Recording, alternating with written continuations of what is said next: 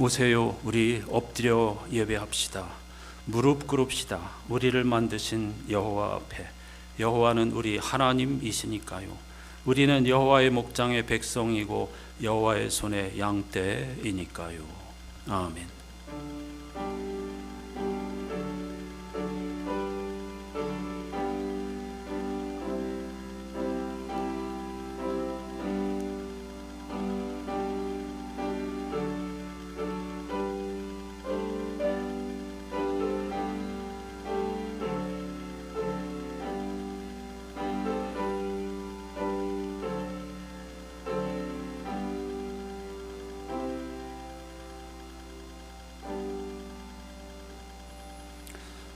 2025년의 마지막 주일, 변함없이 새로운 한 주간을 시작하고 새로운 한 해를 맞이하면서 홀로 한 분 하나님 앞에 예배할 수 있게 해주신 것 진심으로 감사드립니다.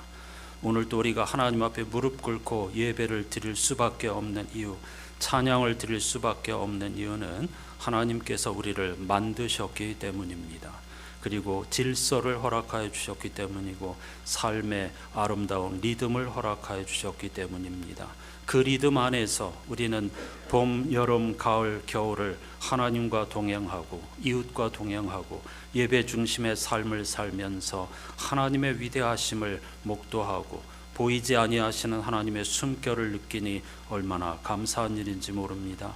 한 해 동안 선한 목자이신 하나님께서 우리를 백성 삼아 주시고 막대기와 지팡이로 이끌어 주시고 사망의 음침한 골짜기를 지날 때도 함께 동행하여 주신 것 감사드립니다. 하나님의 어린 양으로서 오늘 정성을 다해 드리는 예배를 통하여 온 세상에 주님의 평화가 잠시라도 임하게 해 주시옵소서. 예수 그리스도의 이름으로 간절히 기원하옵나이다. 아멘.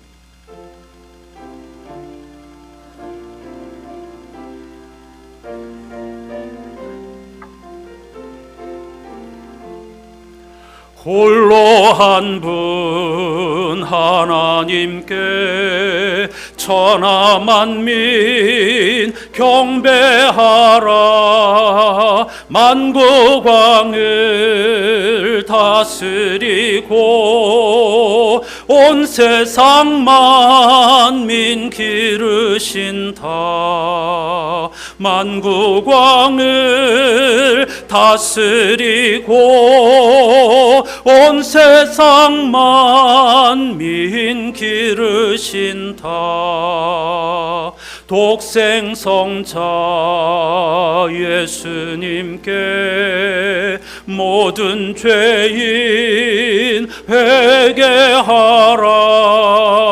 세상 만민 구원하고 놀라운 은혜 베푸신다. 세상 만민 구원하고 놀라운 은혜 베푸신다.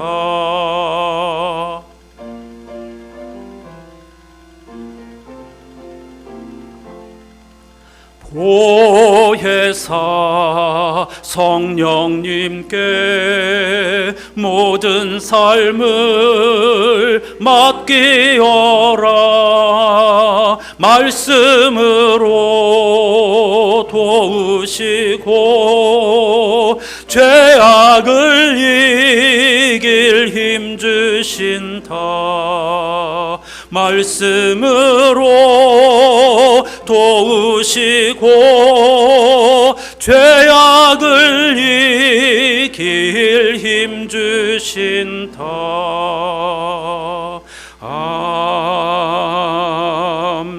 아멘. 자리에 앉으시기 바랍니다. 이 찬양 한 곡만 제대로 영혼의 깊이에서 고백할 수 있다면 우리의 삶에 하나님의 나라가 충만히 임하게 될 줄로 믿습니다. 성탄 후 첫 번째 주일 공동 기도문, 신학자 박재순이라는 분이 아기 예수님이라는 제목으로 드린 기도입니다. 의미를 생각하면서 함께 기도하십시다. 2025년 한 해가 저물어 가는데 가슴에는 찬바람 불고 얼굴에는 빈 바람만 스쳐갑니다. 왜 그렇게 다들 바쁘고 마음이 급해지는지요? 크고 화려한 것, 빠르고 강한 것에 홀린 사람들의 마음은 갈수록 얕아지고 거칠어집니다. 남보다 앞서고 남보다 많이 갖고 남보다 강해지려고 바둥거리며 살아왔습니다. 그래서 꾀는 늘고 고집은 드세워지고 괜히 오만합니다. 어둡고 초라한 외양간, 사람들의 눈길이 닿지 않는 곳에 생명의 님은 오셨지요. 하루하루 먹고 일하고 자고 싸는 순박한 짐승들 사이에 누우셨지요. 사람들에게 학대받고 사람들의 밥이 되는 짐승들의 밥통에 누우셔서 짐승들의 벗이 되고 짐승들의 밥이 되셨지요. 말 없는 아기 예수님, 영원한 생명의 말씀이시여 죄와 죽음을 넘어 영원히 더불어 사는 지혜를 깨우쳐 주셔요. 힘없는 아기 예수님, 하늘나라의 영원한 왕이시여 사랑과 평화의 길을 보여주셔요. 벌거벗은 아기 예수님, 하나님의 참된 형상이시여 우리 속에 아름답고 착한 마음을 지어주셔요. 아멘. 25년 전의 기도문입니다. 오늘날 우리들에게도 참 깊이 마음에 와닿는 기도인데요. 우리 속에 아름답고 착한 마음을 지어주십시오. 사랑과 평화의 일꾼이 되게 해주십시오. 사람들의 밥이 되게 해주십시오. 더불어 사는 지혜를 깨우쳐 주십시오. 이렇게 삶의 방향을 돌이키기 위한 침묵의 기도를 함께 하십시다.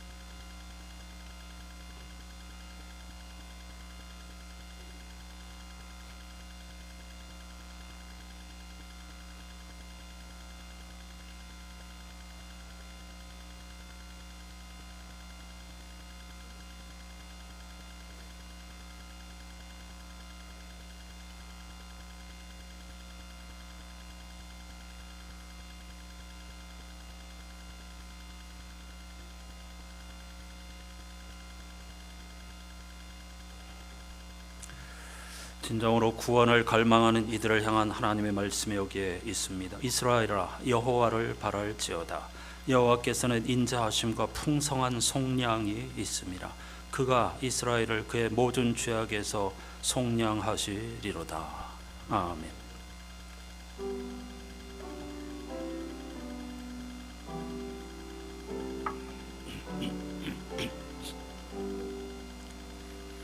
그리스도인들이 믿는 도리를 화면을 보시면서 사도신경으로 함께 고백하십시다. 나는 전능하신 아버지 하나님 천지의 창조주를 믿습니다. 나는 그의 유일하신 아들 우리 주 예수 그리스도를 믿습니다.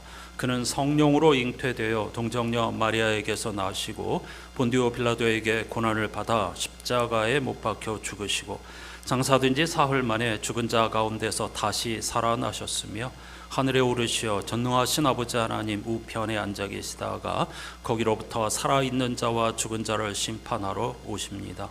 나는 성령을 믿으며 거룩한 공교회와 성도의 교제와 죄를 용서받는 것과 몸의 부활과 영생을 믿습니다. 아멘. 오늘 본문이기도 한데요. 성시 시편 148편을 교독합니다. 할렐루야. 하늘에서 여호와를 찬양하며 높은 데서 그를 찬양할지어다.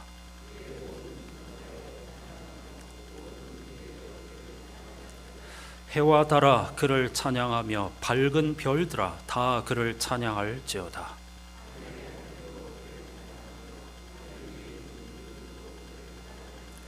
그것들이 여호와의 이름을 찬양함은 그가 명령하심으로 지음을 받았음이로다.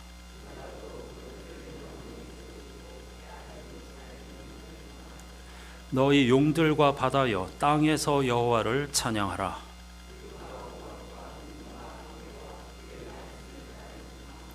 산들과 모든 작은 산과 과수와 모든 백향목이며 세상의 왕들과 모든 백성들과 고관들과 땅의 모든 재판관들이며 여호와의 이름을 찬양할지어다. 그의 이름이 홀로 높으시며 그의 영광이 땅과 하늘 위에 뛰어나심이로다.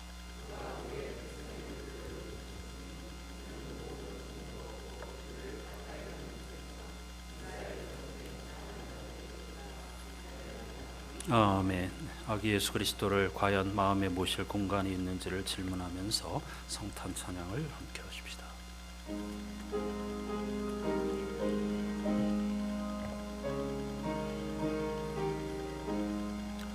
그 어린 주 예수 늘 자리 없어 그 귀하신 몸이 구유에 있네. 저 하늘 별들이 반짝이는데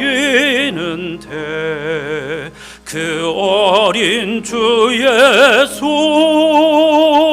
골 위에 자네. 저 육축 소리에 아기 잠 깨나 그 순하신 예수 우시지 않네. 그 귀한 예수를 나 사랑하니 새날이 밝도록 함께 하소서.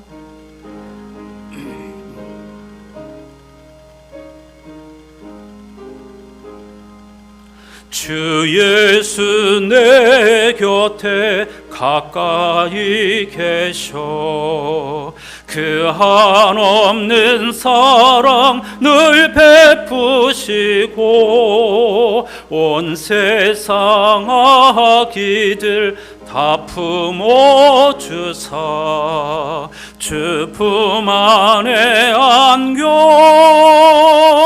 살게 하소서. 아멘.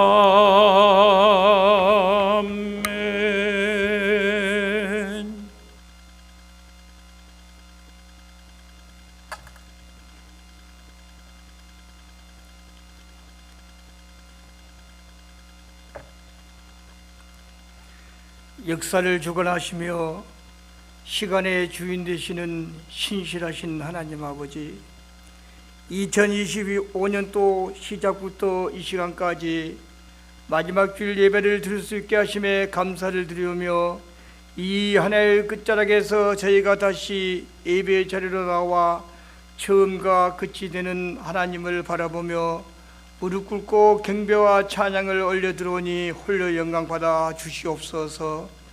주님, 지나온 한 해를 돌아옵니다. 기쁨의 날도 있었고 눈물로 버텨야 했던 시간도 있었습니다. 계획대로 되지 않고 낙심했던 순간도 있었고 이해할 수 없는 길 앞에서 주저앉고 싶었던 날도 있었습니다. 그러나 그 모든 시간 속에서도 주님은 한 번도 저희를 놓지 않으시고 보이지 않는 순간에도 저희의 삶을 붙들어 주셨음을 믿고 감사를 드립니다. 하나님, 저희가 감사해야 할 이유는 상황이 아니라 언제나 함께 하신 주님 그 자체임을 깨닫습니다.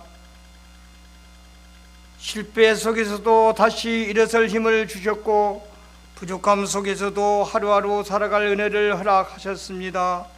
때로는 응답이 더뎠지만 그 기다림 속에서도 저희를 다듬고 세우신 주님의 뜻이 있었음을 믿습니다. 오늘 이 예배를 통해 한 해 동안 베풀어 주신 모든 은혜 기억하며 감사를 올려드립니다. 주님, 용서하여 주옵소서. 바쁨을 핑계로 예배보다 삶을 앞세웠던 순간들, 기도보다 걱정을 선택했던 연약함을 고백합니다. 그럼에도 끝까지 저희를 붙들어 주시고 오늘 금년 마지막 주일에 저희의 마음을 정결하게 하시고 새해를 향한 믿음의 준비를 하게 하옵소서. 2025년도 한 해 동안 우리 교회를 지켜주시고 말씀과 기도로 공동체를 세워주심에 감사를 드립니다. 목사님의 헌신과 인내를 기억하여 주시고 새해도 성령의 지혜와 능력으로 충만히 채워주시옵시고 보이지 않는 자리에서 성림 봉사자들의 손길 하나하나를 주님께서 기억하시고 그들의 삶 위에 이루와 기쁨으로 갚아 주시옵소서. 주님, 가정과 일터 사업체와 학교와 삶의 자리마다 함께하여 주옵소서. 한 해를 마무리하며 여전히 해결되지 않는 문제와 기도 제목을 안고 있는 성도들 있습니다. 그들의 마음에 주님의 평강을 부어주시고 새해를 향해 나아갈 용기와 소망을 허락하여 주옵소서. 특별히 청년들과 다음 세대가 불안한 미래 앞에서 흔들지 않게 하시고 주님의 뜻 안에서 길을 발견하고 희망을 갖게 하여 주옵소서. 하나님, 이 나라와 민족을 주님의 손에 의탁합니다. 한 해 동안 있었던 사고, 사건, 갈등 속에서도 이 땅을 지켜주심에 감사를 드립니다. 여전히 어려운 가운데 있는 이웃들에게 위로와 회복을 주시고 사회 곳곳에 정의와 화해의 길이 열리게 하여 주옵소서. 교회가 세상의 빛과 소금으로서 말이 아닌 삶으로 주님의 사랑을 드러내는 공동체가 되게 하여 주옵소서. 주님, 이제 새로운 한 해를 앞에 두고 있습니다. 2026년을 향한 우리의 계획과 소망을 주님께 의탁합니다. 새해는 더 많이 사랑해야 하고 더 깊이 기도하게 하시며 더 담대하게 믿음으로 나아가게 하여 주옵소서. 이 시간 말씀을 대언하실 목사님께 영육간에 강건하게 해 주시고 성령의 능력을 더하여 주시어 저희의 묻은 심령을 변화시켜 오늘의 말씀이 한 해의 끝이 아니라 새로운 시작되게 하여 마지막 주일의 고백이 새해의 첫걸음이 되게 하시고 한 해의 시작부터 끝까지 저희와 동행하시며 참 소망을 주신 우리 구주 예수 그리스도 이름으로 기도드리옵나이다. 아멘.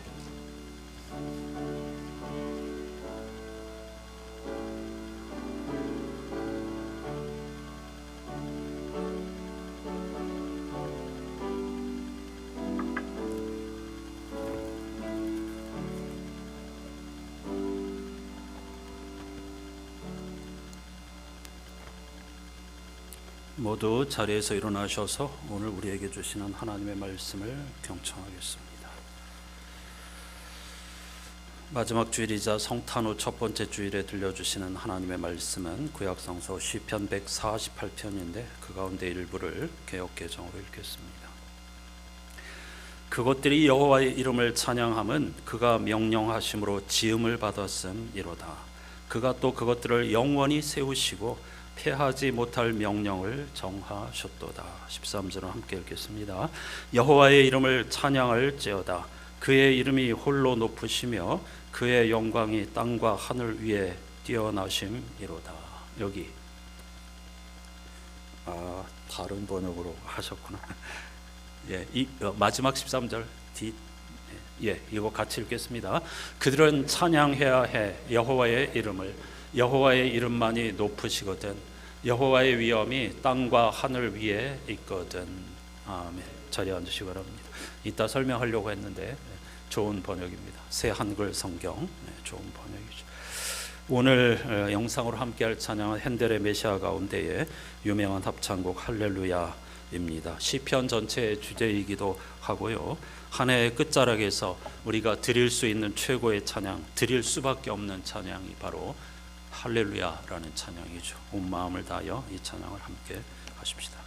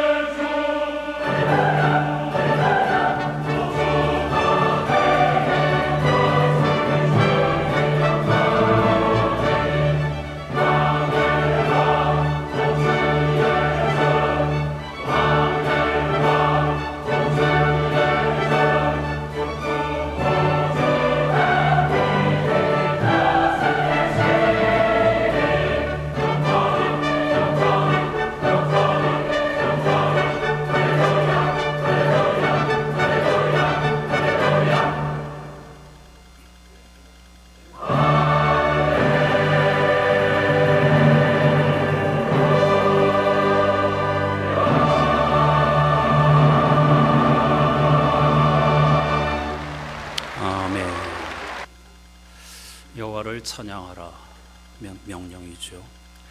제가 영상 찬양을 고르는 일 쉬운 일이 아닌데 크게 두 가지의 기준으로 저는 이 영상 그 주일에 맞춰 주제에 맞춰서 고르는데요.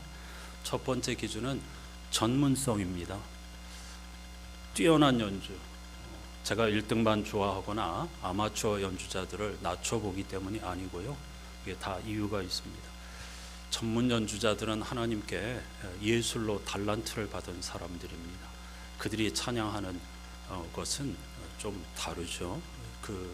하나님께서 하나님 찬양하라고 그들에게 연주라든가 혹은 목소리를 주셨으니까 그런 좋은 기능들을 가지고 찬양하는 것을 함께 나누는 것이 좋겠다 싶어서 저는 가능하면 최고 연주자들의 연주를 찾아서 함께 듣습니다.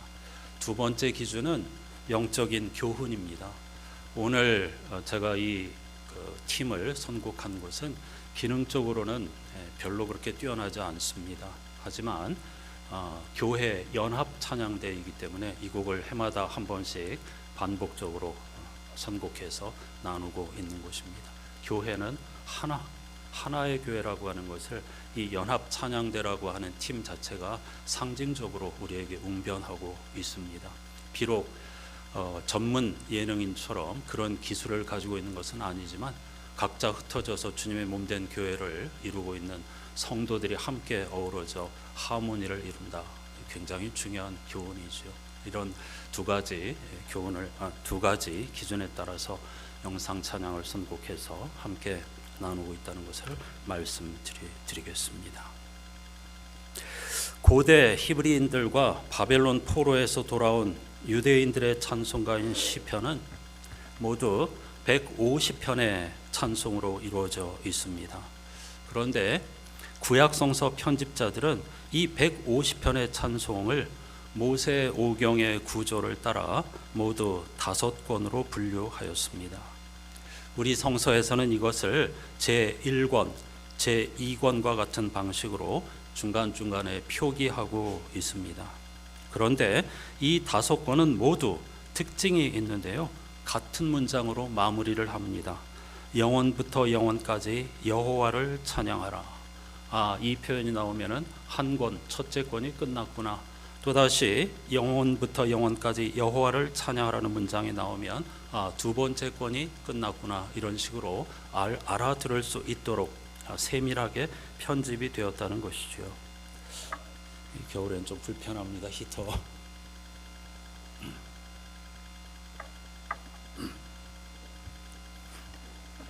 성서학자들의 연구에 의하면 시편은 150편이 아니라 본디 145편까지였다고 합니다. 145편은 다윗의 마지막 찬양으로 알려진 히브리어 알파벳입니다. 제가 좋아하는 히브리 알파벳이죠. 그러니까 시편 150편 찬양의 대단원을 왕이신 하나님의 이름을 영원히 송축하겠습니다라는 알파벳 형식의 찬송으로 마무리하고 있는 것입니다. 멋진 편집이죠. 이어지는 시편 146편에서 150편까지는 이른바 시편 전체의 부록이라고 할 수 있습니다. 이 부록 5편의 찬양은 오늘 우리가 읽은 것처럼 모두 다 할렐루야로 시작해서 할렐루야로 끝납니다. 그래서 마지막 이 5편의 시를 큰 할렐루야 합창, 대할렐루야 합창이라고 부릅니다. 메시아를 쓴 핸델도 할렐루야라는 곡을 쓸 때에 이 시편들에서 틀림없이 영감을 얻었겠지요. 오늘 본문 시편 148편 역시 할렐루야로 시작해서 할렐루야로 끝이 나는 구조를 공유합니다. 매우 중요한 의미가 있는데요. 이것은 주님을 찬양하는 것이 시편을 편집한 이유와 목적임을 분명히 보여줍니다. 다시 말하면 이 땅의 모든 피조물을 향하여 여호와를 찬양하라고 명령하는 것, 그것이 바로 시편을 편집한 이유와 목적인 것이죠. 사람들은 예배를 포함하여 우리가 무언가를 하나님께 드릴 수 있고 그것으로 하나님을 기쁘시게 할 수 있다고 생각합니다. 하지만 시편 지혜자는 인간을 비롯한 모든 피조물이 하나님께 드릴 수 있는 것은 오직 찬양밖에 없다는 사실을 분명히 하고 있습니다. 또는 하나님 앞에서 우리 인간을 비롯한 모든 피조물들이 취할 태도는 오직 찬양, 그분을 높이고 그분을 인정하고 그분을 경배하는 것 한 가지밖에 없다는 사실을 시편 전체가 오늘의 웅장한 할렐루야 찬양처럼 우리들에게 웅변하고 있는 것이죠. 148편은 크게 두 부분으로 이루어져 있습니다. 지혜자는 하늘의 찬양대를 소환하여 여호와를 찬양하라고 명령한 후에 그 이유를 설명합니다. 이어서 땅의 찬양대를 불러내 여호와를 찬양하라고 명령한 후 마찬가지로 왜 그래야 하는지 이유를 설명하는 같은 구조를 사용하고 있습니다. 이 148편은 조금 전에 우리가 함께 들은 할렐루야라고 하는 위대한 합창처럼 엄청난 스케일을 자랑합니다. 하늘과 땅 모든 것들을 찬양대로 소환한 다음에 그들을 향하여 여호와를 찬양하라고 명령하고 왜 그래야 하는지 그 이유를 자세하고도 친절하게 설명하는 구조로 되어 있다는 것이죠. 차례로 살펴보지요. 먼저 지혜자는 1절부터 6절까지 말씀에서 하늘의 찬양대를 불러 세웁니다. 구약성서에서 하늘은 인간인 우리 위에 있는 것, 인간인 우리 너머의 세계에 대한 은유적인 표현입니다. 다른 말로 하면 성서에서 말하는 하늘은 주님이 가르쳐신 기도 하늘에 계신 우리 아버지 할 때 그 하늘입니다. 그 하늘은 감추어져 있는 궁극적인 세계를 의미하고 또 생명의 근원이 자리한 곳을 가리킵니다. 그것을 일컬어 하늘이라고 표현하죠. 지혜자는 그 하늘에 속한 것들의 목록을 차례로 나열합니다. 천사, 하늘의 군대, 이건 땅의 군대가 아닙니다. 하늘의 군대, 해와 달과 별, 그리고 하늘의 하늘, 하늘 위에 있는 물들이 그것들입니다. 우리에게는 매우 생소한 표현이라고 할 수 있겠죠. 여기에 고대인들이 생각하던 하늘에 관련된 모든 것들이 다 담겨 있습니다. 고대인들은 하늘을 그냥 지금 우리 눈에 보이는 단층으로 생각하지 않았습니다. 하늘 위에 또 하늘이 있었고 그 하늘 위에 어떤 물이 가득한 공간이 있다고 생각하였습니다. 창세기의 천지창조의 장면에서도 그런 고대인들의 세계관을 엿볼 수 있죠. 그런데 고대 문명에서는 바로 그 모든 것들이 자리하고 있는 하늘을 신으로 이해하였습니다. 어떤 면에서 보면 당연하다고 할 수 있겠죠. 따라서 고대인들은 해와 달과 수많은 별들을 신으로 섬기고 제사를 드렸습니다. 그런데 오늘 본문 말씀을 통해서 고대 유대인들은 그것들도 여호와 하나님을 찬양해야 하는 피조물이라고 고백하고 있습니다. 유대인을 제외한 많은 이들이 그것들을 경배의 대상이라고 본 반면에 유대인들은 놀랍게도 하늘의 해와 달과 별들도 모두 하나님의 작품이며 하나님을 찬양해야 할 구성원들이다, 이렇게 노래하고 있는 것이죠. 5절에서 그것들이라고 하는 표현이 나오는데 이 그것들이 바로 앞에서 나열한 하늘에 속한 것들을 의미합니다. 바로 그것들이 하나님을 찬양해야 하는 이유를 지혜자는 이렇게 말합니다. 아까 화면으로 여러분 보셨을 건데요. 새 한글 성경으로 제가 5절과 6절 말씀을 읽어보겠습니다. 그것들은 찬양해야 해. 여기서 말하는 그것들은 하늘에 있는 것들이죠. 여호와의 이름을, 그리고 이제 이유를 말합니다. 왜냐하면 여호와가 명령하시자 그것들이 창조되었으니까. 다시 동의적 평행법으로 여호와가 그것들을 잊게 하셨으니까. 그런데 잠시만 잊게 하신 것이 아니고 언제까지나 영원히 잊게 하셨으니까. 질서를 여호와가 잡아두시고는 어기지 못하게 하셨으니까. 이렇게 하늘에 있는 모든 것들이 창조주 하나님을 찬양해야 할 이유를 노래하고 있습니다. 지혜자는 여기서 하나님의 명령이라고 하는 표현을 반복하고 있습니다. 이는 하나님께서 행하시는 일은 그 누구도 저항할 수 없고 보태거나 뺄 수 없다는 고백입니다. 제자는 고대인들에게 신처럼 받들어지던 하늘의 세력들이 아무리 막강해 보여도 그들은 모두 하나님의 명령으로 만들어졌고 하나님의 명령으로 보존되었으며 창조 질서의 리듬 안에서 존재하고 있다고 노래하는 것이죠. 이 찬송을 부르던 고대 유대인들의 생각이 얼마나 깊고 아득한지 놀라지 않을 수 없습니다. 모두가 해, 태양의 위대함, 달의 신비로움, 그리고 별들의 놀라움, 이런 것을 보면서 그들을 신으로 생각하고 엎드렸지만 유대인들은 그 아름답고 능력 있는 별들 천체를 창조하신 분은 하나님이시다. 그들도 하나님께 경배하고 하나님을 찬양해야 한다고 노래한 것이지요. 21세기를 살아가는 오늘 우리들에게는 이런 아득한 영성의 깊이가 있을까? 마지막 주일에 다시 한번 우리 자신에게 깊이 묻지 않을 수 없습니다.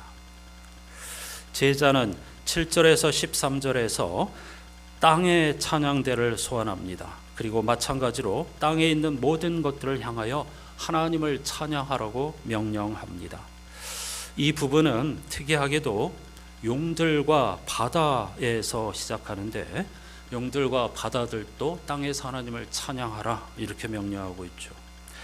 역시 고대인들에게 용과 바다는 악한 세력의 근원으로 인식되었습니다. 초자연적인 악과 죽음을 상징하는 리워야단이라고 유대인들은 상징적인 동물을 떠올리며 생각하기도 하였죠. 그런 존재를 향하여서 여호와를 찬양하라고 명령하고 있고요. 이어서 불과 우박과 광풍 등 거친 기후를 향하여도 하나님을 찬양하라고 명령하고 있는데 이 거친 기후들도 역시 혼돈의 세력을 의미합니다. 우리가 이해할 수 없는, 특히 욥기는 이러한 혼돈의 세력과 악의 문제를 가지고 씨름하는 책이기도 하죠. 놀랍게도 제자는 그런 악한 세력의 근원까지도 찬양할 수밖에 없는 여호와 하나님을 머릿속에 그리고 있습니다. 그런 악의 세력, 혼돈의 세력들도 역시 하나님을 찬양하지 않을 수 없다. 하나님의 손 안에 있다. 이렇게 고백하고 있는 것이죠. 여기서 우리는 여호와를 배척하고 대항하는, 안 되지만 불가능하지만 그러나 어쨌든 하나님을 대항하려는 악의 세력이 어떻게 그분을 찬양한다는 것일까를 생각하면 이 시편 제자의 영성이 얼마나 깊은지를 짐작할 수 있습니다. 오늘 말씀을 설교하면서 정용섭 목사님은 조금 더 실감나게 이렇게 설명합니다. 그러니까 리워야단, 용들과 바다, 거친 기후가 하나님을 찬양하라고 하는 그 명령을 읽으면서 정 목사님은 이런 표현을 오늘 우리의 언어로 실감나게 바꾸면 지옥도 여호와를 찬양하게 될 것이라고 읽을 수 있다는 것. 아니, 지옥이라도 그곳에서도 여호와를 찬양해야만 한다고 외치는 것과 같다. 이렇게 설명하고 있습니다.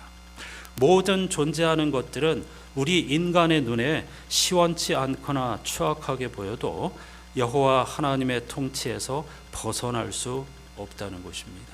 쓸모없는 것들이라고 우리 인간이 판단하는 것들도 사실은 다 하나님의 쓸모가 있는 것이고 그들도 하나님을 찬양하지 않을 수 없다는 것이죠.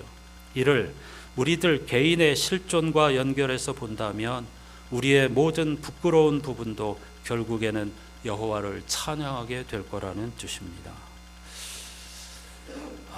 한 해의 끝자락에서 우리의 삶을 돌아본다고 하면 좋았던 일, 감사한 일, 자랑스럽고 보람 있는 일도 있었지만은 부끄러웠던 일, 그리고 마음에 무척 상했던 일, 고통스러웠던 일, 떨던 일들도 있을 겁니다. 그러나 이 여호와 하나님을 향한 절대 긍정의 영성을 보여주는 시편 제자의 입장에서 본다면 우리는 하늘에서 하나님을 찬양하고 땅에서 하나님을 찬양하라고 하는 것은 이 세상에 존재하는 모든 것들이 하나님을 찬양해야 한다는 것을 의미하고 낮에도 찬양, 밤에도 찬양, 우리 인간의 절정일 때도 찬양, 죽음의 순간에도 찬양, 병들었을 때도 찬양, 건강했을 때도 찬양, 성공했을 때도 찬양, 실패했을 때도 찬양할 수밖에 없는 존재라는 사실, 이렇게 읽을 수도 있겠죠.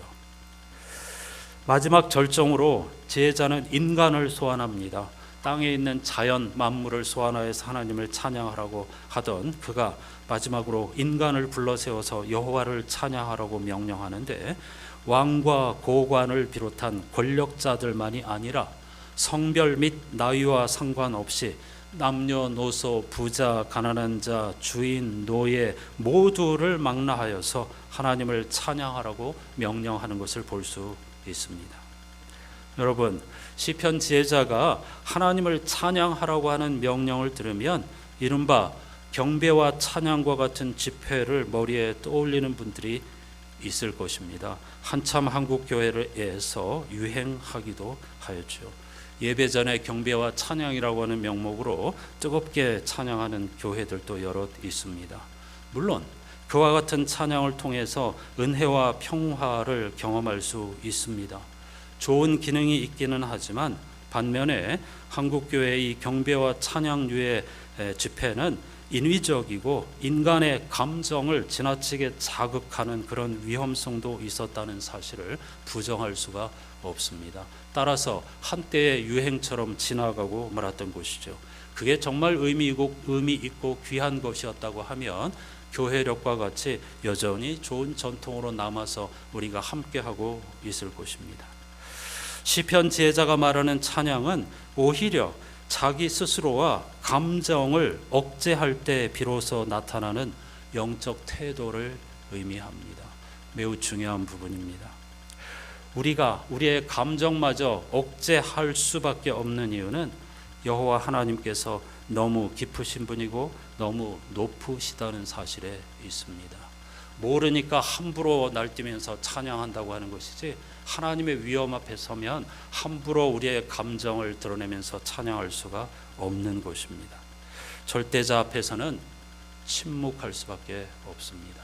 이것이 모세, 아브라함, 베드로를 비롯하여 절대자의 그 끝자락 등을 본 이들이 저마다 예외 없이 저는 죄인입니다, 저를 떠나가십시오라고 엎드려서 아무 말도 하지 못하고 떨 수밖에 없었던 이유입니다. 예배 전에 우리의 감정을 고양하기 위해서 찬양하자고 의견을 주시는 분들이 있습니다. 좋은 의견입니다. 그러나 여러분, 다시 제가 분명히 말씀드립니다. 여러분들이 해마다 건의해도 제가 그것을 할 수 없는 이유는요, 예배 전 시간은 일상을 멈추고 시편 46편 말씀처럼 하나님 앞에 멈추고 절대자 앞에서 침묵하면서 예배라고 하는 은총의 사건이 나에게 임하기를 갈망하는 시간입니다.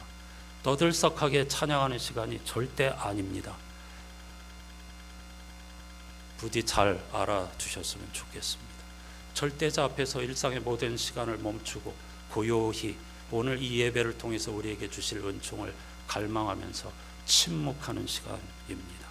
예배하는 시간 반갑고 그리고 할 이야기 많으시겠지만 반드시 그러한 절대자 앞에서의 고요한 시간으로 삼으시고 예배 후에 식탁 교제라든가 혹은 만남을 가지시고 반갑고 즐거운 교제를 나누시기를 부탁드립니다. 지혜자는 모든 사람들이 하나님을 찬양해야 할, 땅에 있는 모든 것들이 여호와를 찬양해야 할 이유를 13절에서 이렇게 말합니다. 아까 여러분 함께 읽으셨죠? 다시 띄워주실래요? 13절 한번 같이 읽어보십시다. 땅에 있는 모든 존재들이 하나님을 찬양해야 할 이유입니다. 같이 하십시다. 그들은 찬양해야 해 여호와의 이름을. 여호와의 이름만이 높으시거든. 여호와의 위엄이 땅과 하늘 위에 있거든. 개역개정을 이것을 홀로 한 분 하나님, 오늘 찬송가 11장도 그런 가사로 시작하죠. 아주 중요한 신앙 고백입니다. 하나님이 홀로 높으시다는 말은 그분이 세상과 만물을 지으셨고 지금도 확실하게 보존하고 계신다는 뜻입니다. 그분이 생명의 주인이라는 신앙 고백이죠. 물론 교회 밖에 있는 사람들은 그걸 어떻게 알 수 있느냐고 반문하겠죠. 그러나 이런 문제로 교회 밖에 있는 사람들과 다툴 필요가 없습니다. 다툰다고 해서 해결되지 않기 때문입니다. 이건 영성의 문제이고 세계관의 문제이기 때문이죠. 우리 인간의 언어로, 지식으로 그들을 설득할 수 없습니다. 이와 같이 궁극적인 문제는 인간 이성이 개입할 수 있는 것이 아니기 때문입니다. 그런 차원을 훨씬 뛰어넘는 차원이기에 논쟁할 필요가 없다는 것입니다. 사람들은, 특히 21세기의 인간들은 오감과 이성적인 능력으로 우리가 세상을 객관적으로 보고 판단할 수 있다고 생각하지만 그건 엄청난 착각입니다. 인간은 세상의 객관적인 실체를 절대 온전히 알 수 없습니다. 시청각만 말씀드리겠습니다. 우리의 시야는 우리 홍채 안으로 들어온 것만 볼 수 있습니다. 다 본다고 착각하는 건데 보는 게 아닙니다. 소리도 일정 주파수 이상은 듣지 못합니다. 큰 주파수의 소리가 울리면 우리가 시끄럽다고 하잖아요. 어느 한계까지 시끄러운 소리가 들리는 것이고 그걸 초월한 주파수는 인간의 귀에 들어오지 않습니다. 들어오면 고막이 파괴되기 때문입니다. 그게 다 하나님의 창조 질서입니다. 그러니까 엄밀하게 말하면 우리는 소리 자체를 듣지 못하고 있는 겁니다. 근데 우리는 두 귀로서 세상의 모든 소리를 다 듣고 있다고 착각하고 사는 것이죠. 마찬가지로 우리가 보는 것은 실체가 아닐 수 있습니다. 본다고 착각하는 것이죠. 색깔 역시 파장에 따라서 구별되는 것입니다. 빛의 파장에 따라서. 우리는 빨강, 검은, 확실하다고 이렇게 생각하지만 다 착각이죠. 우리가 빨간색으로 보는 것이 실제로는 빨간색이 아닐 수 있다는 것입니다. 철학자들은 따라서 우리 인간은 이데아 자체를 알 수 없다고 하거나 혹은 물 자체를 알지 못하는 존재라고 고백할 수밖에 없었던 것입니다. 무슨 말이냐면 하나님은 우리가 증명하거나 거꾸로 인간이 부정할 수 없는 존재라는 고백이죠. 우리 그리스도인은 하나님만이 홀로 높으시다는 성경의 신앙 고백의 전통을 따르기로 선택한 사람들입니다. 마치 예수를 따르기로 나선 제자들처럼 말이죠. 여기서 선택한다고 하는 것을 취미 선택 정도로 이해하시면 큰일 납니다. 성서 신앙인들의 전통을 따라서 우리도 선택한다고 하는 것은 자신의 삶을 거는 것입니다. 예수 그리스도의 십자가와 부활의 정신에 우리의 인생을 거는 것입니다. 멸망의 길과 생명의 길 앞에서의 선택을 의미합니다. 한 해의 끝자락에서 여러분, 정말 나는 예수를 따르기로 선택한 사람인지를 깊이 돌아보았으면 좋겠습니다. 우리 생각에는 이렇게 땅의 찬양대, 하늘의 찬양대를 소환하였으면 그것으로 완전하다 이렇게 생각할 것 같은데 지혜자는 마지막 14절에서 이상한 노래를 부릅니다. 하나님께서 그의 백성의 뿔을 높이셨다고 말이죠. 이 지혜자는 하나님의 백성을 내다봅니다. 그리고 그 하나님의 백성을 위해서 기름 부음을 받은 왕, 뿔은 권력을 상징하기 때문이죠. 여기서 말하는 하나님 백성들의 인도자로서 왕은 누구입니까? 바로 히브리 사람들과 유대인들이 내다본 메시아 그리스도를 내다보고 있는 것이죠. 그래서 이 부분은 아주 중요한 것입니다. 뿔을 높인다는 말은 하나님께서 당신의 백성, 당신을 따르기로 선택한 결단한 사람들을 지켜주신다는 뜻입니다. 물론 어떤 어려운 일도 당하지 않는다, 죽지 않는다, 만수무강한다, 그런 의미의 지켜주신다는 뜻이 아니라는 것은 우리 안산교회 교우들은 이미 잘 알고 계실 것입니다. 하나님만이 홀로 높으신 분이라는 사실을 영혼 깊은 곳에서 찬양하는 사람이라면 세상의 모든 것들로부터 해방되고 자유를 얻을 수 있으니 당연히 뿔이 높아질 수밖에 없는 겁니다. 아주 멋진 표현입니다. 하나님께서 당신의 백성들의 뿔을 높이신다. 자유를 얻는다는 뜻입니다. 아무런 어려움을 당하지 않는다는 뜻이 아니고요. 우리는 하나님 대신에 세상의 것들을 찬양하고 세상의 것들을 섬길 때는 하루에도 수없이 넘어지죠. 상처받고 갈팡질팡하고 헤매게 마련입니다. 하지만 그 모든 것의 정점에 천지를 창조하시고 돌보시는 하나님, 홀로 높은 하나님이 계시고 나는 그분의 백성이라는 사실을 인정할 때는 그러한 모든 것들로부터 자유를 누리게 되고 해방, 그걸 구원이라고 말하는 겁니다. 그런 은총을 누리게 된다는 것이죠. 그걸 바로 하나님께서 우리의 뿔을 높이신다, 이렇게 멋진 시로 표현한 것이고, 11절에서 말하고 있는 왕과 고관과 재판관들에게 무서워 떨거나 그들에게 노예처럼 종속되어 살지 않게 된다는 뜻입니다. 세상을 두려워하지도 않고 부러워하지도 않고, 그리고 비참하게 눈치 보지 않고 그리스도인으로서 홀로 한 분이신 하나님과 동행하는 삶을 살아간다는 뜻입니다. 사랑하는 여러분, 한 해의 끝자락에서 여러분은 하나님만이 홀로 높으시다는 사실을 어떻게 생각하십니까? 일상에서 365일 하루하루 생생한 이러한 경험과 신앙 고백과 찬양이 있으신지요? 하나님이 홀로 높으신 한 분 하나님이시라는 것이 실감 날 때도 있지만은 한없이 멀어질 때도 있을 것입니다. 따라서 이런 지혜자의 고백에 동참하고 한 걸음 더 깊이 들어가기 위해서는 간절히 깨어서 기도하는 수고가 필요합니다. 이런 수고, 영혼의 수고가 없이 절대로 이런 시편 제자의 경제에 들어설 수가 없습니다. 지난 한 해 동안 여러분은 예배를 통해서, 그리고 예배 중심의 365일 52주를 통해서 무엇을 보셨습니까? 본다는 것은 성서에서 매우 중요한 단어인데요, 신령한 영적 행위입니다. 구원이란 본다는 것입니다. 구원이란 눈이 뜨인다는 것입니다. 구원이란 예수 그리스도를 통해서 바로 그 길, 진리를, 생명을 보게 된다는 것입니다. 보는 것, 다시 보는 것, 새롭게 보는 것, 그것이 바로 성서가 우리에게 약속한 구원입니다. 우리는 한 해 동안에 얼마나 깊이 보았을까요? 얼마나 새롭게 예수 그리스도의 복음을 보았을까요? 그렇지 못했다 하더라도 너무 절망할 필요는 없습니다. 하나님께서 또다시 새로운 해라고 하는 선물로 우리에게 찾아오시기 때문입니다. 새롭게 시작하는 2026년도, 그리고 대림절과 두 번째 절기를 맞이하고 있는 성탄절 이후 다시 창조절기에 이르기까지 정말로 보게 되기를 갈망하는 여러분 되시기를 바랍니다. 다시 보게 해 주십시오. 만물을 새롭게 보게 해 주십시오. 하나님과 예수 그리스도와 성령님을, 교회를, 그리고 성도를 새롭게 보게 해주시고, 나 자신과 이웃을 새롭게 보게 해주시고, 세상을 새롭게 보게 해 주십시오 라고 고백하는 여러분 되시기를 주님의 이름으로 축복합니다.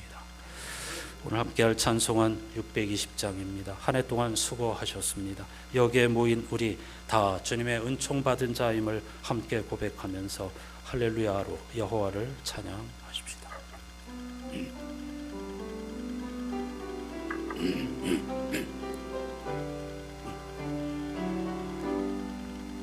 여기에 모인 우리 주의 은총 받은 자여라.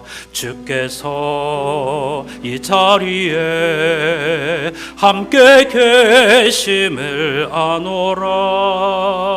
언제나 주님만을 찬양하며 따라가리니 시험을 당할 때도 함께 계심을 믿노라. 이 믿음 더욱 굳세라. 주가 지켜주신다. 어두운 밤에도 주의 밝은 빛 인도하여 주신다. 주님이 뜻하신 일 헤아리기 어렵더라도 언제나 주 뜻 안에 내가 있음을 아노라. 사랑과 말씀들이 나를 더욱 새롭게 하니 때로는 넘어져도 최후 승리를 믿노라. 이 믿음 더욱 굳세라. 주가 지켜주신다. 어두운 밤에도 주의 밝은 빛 인도하여 주신다.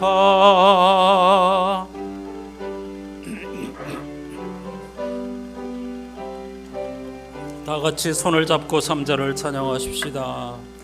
여기에 모인 우리 사랑받는 주의 자녀라. 주께서 뜻하신 바 우릴 통해 펼치신다. 고통과 슬픔 중에 더욱 주님 의지하오니 어려움 이겨내고 주님 더욱 찬양하라. 이 믿음 더욱 굳세라. 주가 지켜주신다. 어두운 밤에도 주의 밝은 빛 인도하여 주신. 한 번 더 이 믿음 더욱 굳세라. 주가 지켜주신다. 어두운 밤에도 주의 밝은 빛 인도하여 주신다.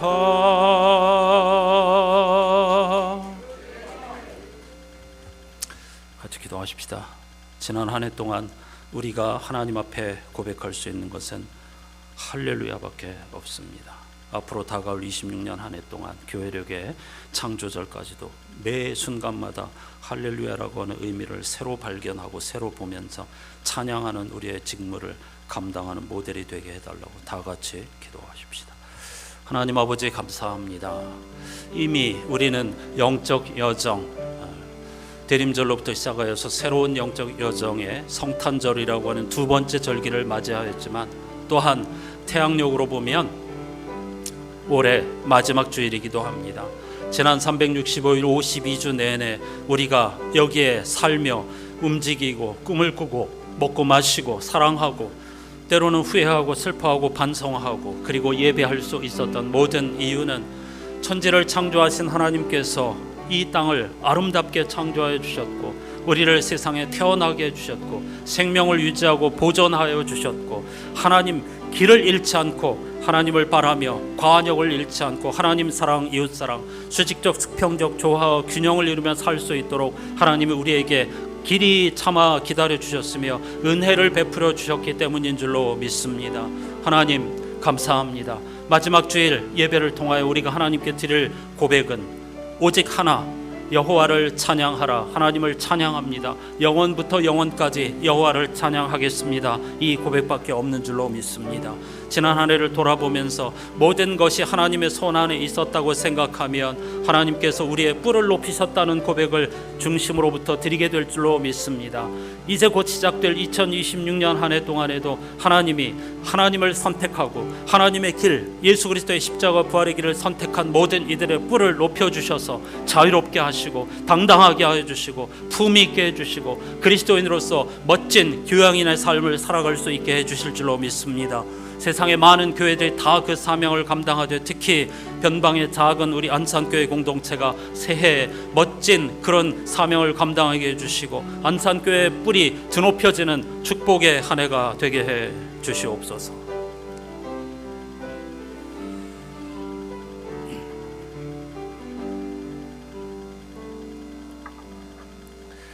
전능하신 하나님 감사합니다. 지난 한 해를 돌아볼 때 하나님을 찬양합니다. 이 고백밖에 드릴 것이 없습니다. 영원부터 영원까지 여호와를 찬양하겠습니다. 이 고백밖에 드릴 것이 없습니다. 다가오는 새해에도 시편 지혜자들의 그 깊은 영성으로 하나님 손 안에서 제외된 것들은 아무것도 없다는 사실을 고백하면서 우리 역시 하늘을 소환하여 여호와를 찬양하라고 명령하고 땅에 있는 모든 것들, 특히 권력자들과 재물에 굴복하지 않고 그들에게 명령하여 여호와를 찬양하라고 명령할 수 있는 우리 안산의 교회가 되게 해 주시옵소서. 창조주 하나님을 하나님 아버지로 선택한 이들, 십자가 부활의 예수를 그리스도로 선택한 이들, 보혜사 성령님을 우리를 도우시는 영으로 선택하고 결단하고 삶을 거는 이들의 뿔을 드높여 주신다는 하나님의 약속이 2026년 새해와 이미 시작된 영적 여정에 날마다 순간마다 우리에게 임하게 하여 주시옵소서. 세상 모든 교회들의 뿔을 드높여 주시고 특히 변방에 있는 작은 안산교회 공동체의 뿔이 드높여지는 한 해가 되게 해 주시옵소서. 그로 말미암아 하나님만을 자랑하게 도와주시고 모든 이들에게 여호와를 찬양하라고 명령하는 모델이 되는 향기로운 안산교회 교회가 되게 해 주시옵소서.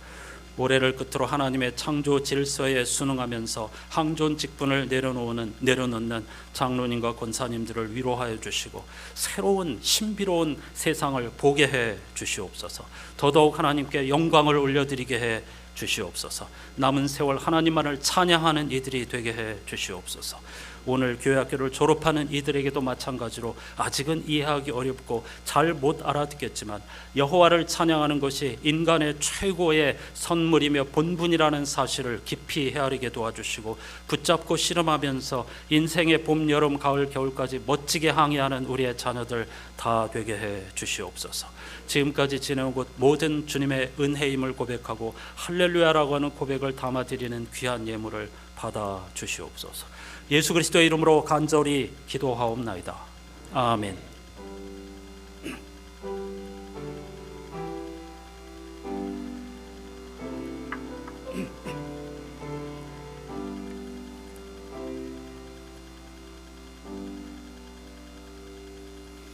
연말 퀴즈를 하나 드리겠습니다. 오늘 제가 뭐라고 인사하자고 할까요? 히브리어 단어 하나 힌트. 할렐루야. 서로를 향하여서 할렐루야로 인사하십시다. 히브리어라 너무 어려우신 것 같은데 그 우리말로 하겠습니다. 다시 한번 서로를 향하여 여호와를 찬양하라. 교회학교 졸업증서 수여하겠습니다. 다 같이 나오십시오. 아동부 박유성, 청소년부 김시연, 이의빈, 최예은 네 사람 모두 나오십시오.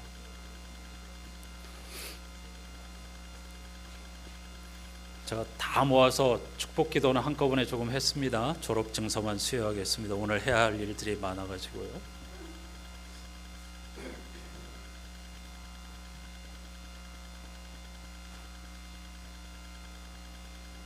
네, 수료증 먼저 하겠습니다. 아동부 1호 박유성, 이 사람은 본교회의 교회학교 아동부 과정을 모두 마쳤은 것 인증서를 수여합니다. 2015년 12월 27일, 28일 교회학교 교장 송석.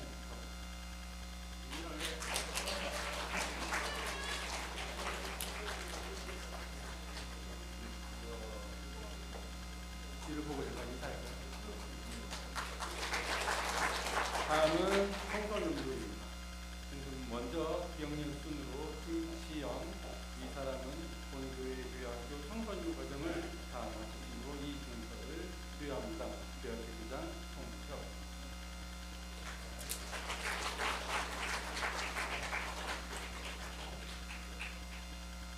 두 번째 이의빈, 아래 내용은 같습니다.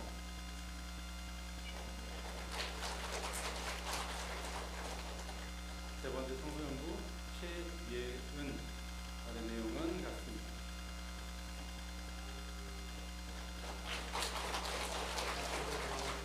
차렷 인사.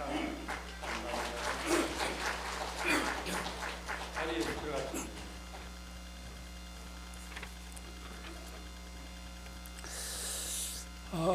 아동부 1명, 청소년부 3명. 어떻게 하죠? 한 명 한 명에게 최선을 다해야 되겠죠. 한 사람 안에 하나님이 담겨 있고 우주 만물의 창조 질서가 담겨 있으니까 귀하게 이들을 섬기면서 나가야 하겠습니다.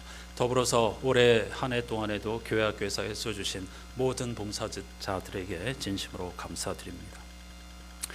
여러분, 주보 안쪽에 보면 새해 안내 있습니다. 이걸 일일이 제가 다 설명드릴 수는 없고요.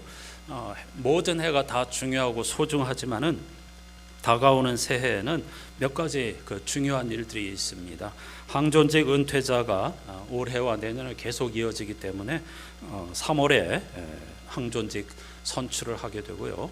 미리 알려드리는 것은 이미 당회 결의하고 노회 승인을 받았기 때문이기도 하지만은 기도해 달라는 뜻입니다. 간절하게 아주 중요한 일이니까 여러분들의 교인 대표 봉사자들 섬기는 종을 선택하는 것입니다. 지금부터 간절히 기도해 주시고 자세한 일정은 추후에 공고해 드리도록 하겠습니다.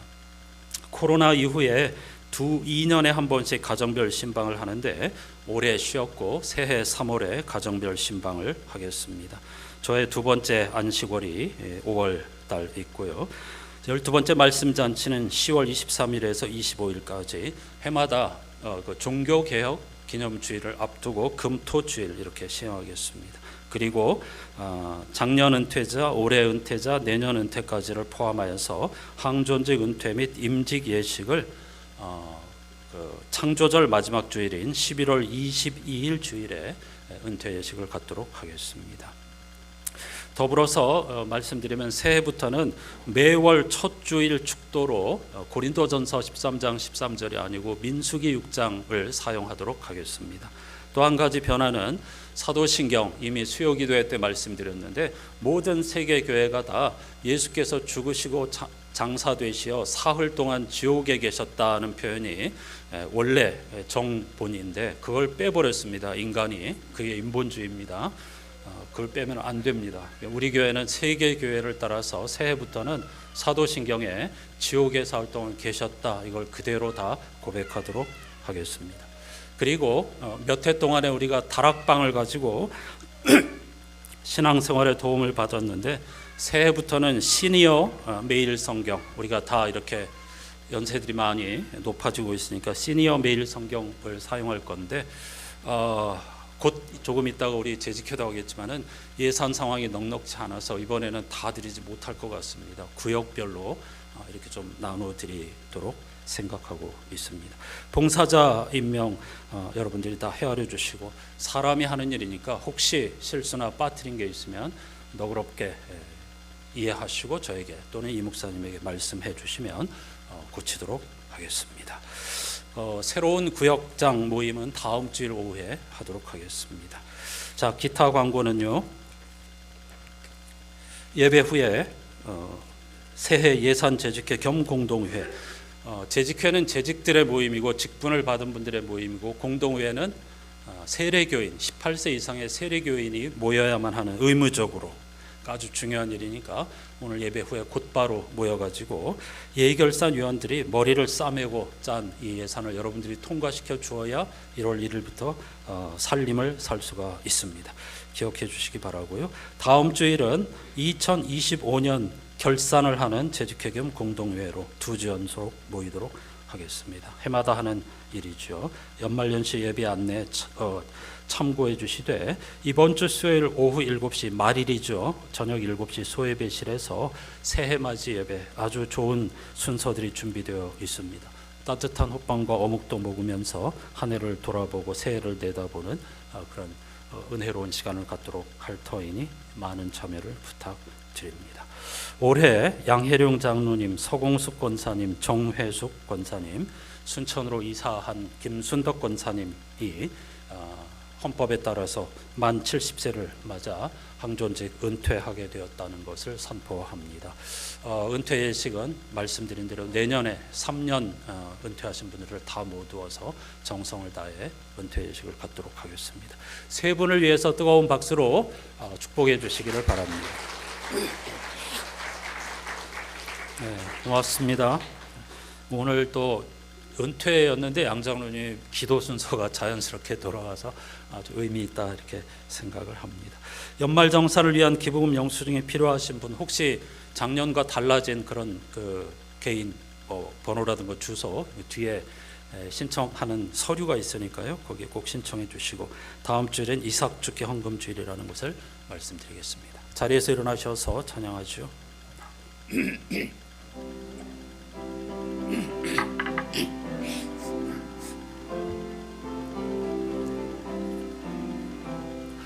우리 다시 만날 때까지 하나님이 함께 계셔 훈계로서 인도하며 도와주시기를 바라네. 다시 만날 때 예수 앞에 만날 때 다시 만날 때 그때까지 계심 바라네. 다시 만날 때 예수 앞에 만날 때 다시 만날 때 그때까지 계심 바라네.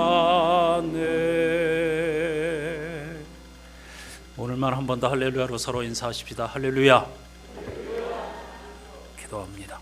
하나님께서 여러분에게 복을 내리시고 여러분을 지켜주시기를, 하나님께서 여러분에게 미소 지으시고 은혜 베푸시기를, 하나님께서 여러분의 얼굴에서 눈을 떼지 않으시고 여러분을 형통케 해주시기를 빕니다. 우리 구주 예수 그리스도의 은혜와 하나님 아버지의 사랑과 성령님의 말로 다할 수 없는 탄식이 세초부터 세말까지 365일 주님의 은혜로 여기까지 달려왔음을 고백하며, 새로운 광야 여정길도 하나님이 동행하여 주시고 하나님이 우리의 뿔을 드높여 주셔서 모든 세상 사람들의 복이 되게 하여 주시기로 주신다는 약속을 믿고 한 해의 삶을 걸기로 다짐하는 모든 이들의 인생 가운데 항상 함께 해 주시옵기를 간절히 축원하옵나이다. 아멘.